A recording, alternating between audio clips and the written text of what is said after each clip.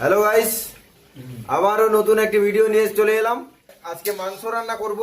দিয়েছি সরষের তেল দেওয়ার পরে কাঁচা লঙ্কা দিয়েছি, কাঁচা লঙ্কা দিয়ে এলাচ দারচিনি দিয়েছি, এলাচ দারচিনি দেওয়ার পরে পেঁয়াজটা ফেলে দিয়েছি। এখন পেঁয়াজ ভাজা ভাজা হয়ে এসছে। এবারে আদা রসুনের পেস্টটা এই করে রেখেছি, আদা রসুনের পেস্টটা এটা দিয়ে দেবো। আদা রসুনটা একটু ভাজা ভাজা হয়ে এলে এবারে কেটে রাখা টমেটোটা দিয়ে দেবো। আদা রসুনটা আমাদের ভাজা ভাজা হয়ে এসছে, তেলটা ছেড়ে এসছে। এবারে আমি কেটে রাখা টমেটোটা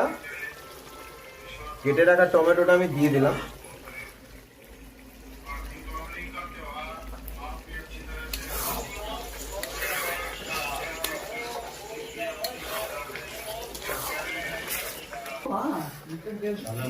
টমেটোটা দিয়েছিলাম, টমেটোটা আমাদের হয়ে গেছে। এবারে হলুদটা দিচ্ছি।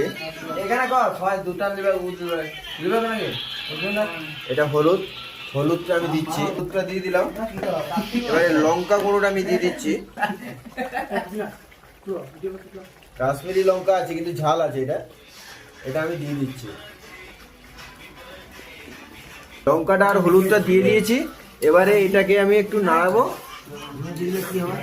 হয়ে গেলে একটু জল দিয়ে আমি মশলাটাকে আমি মারবো একটু।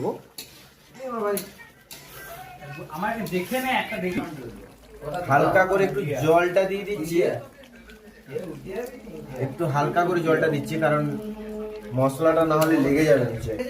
এটা চিকেন মশলা, চিকেন মশলাটা আমি এখানে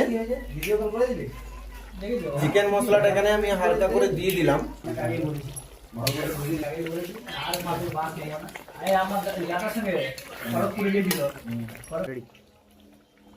এবারে এই চিকেনটাকে দিয়ে দিলাম মশলাতে।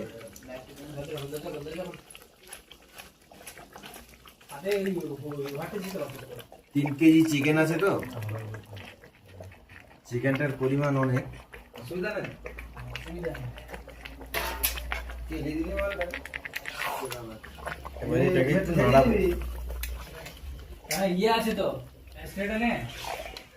A few moments later.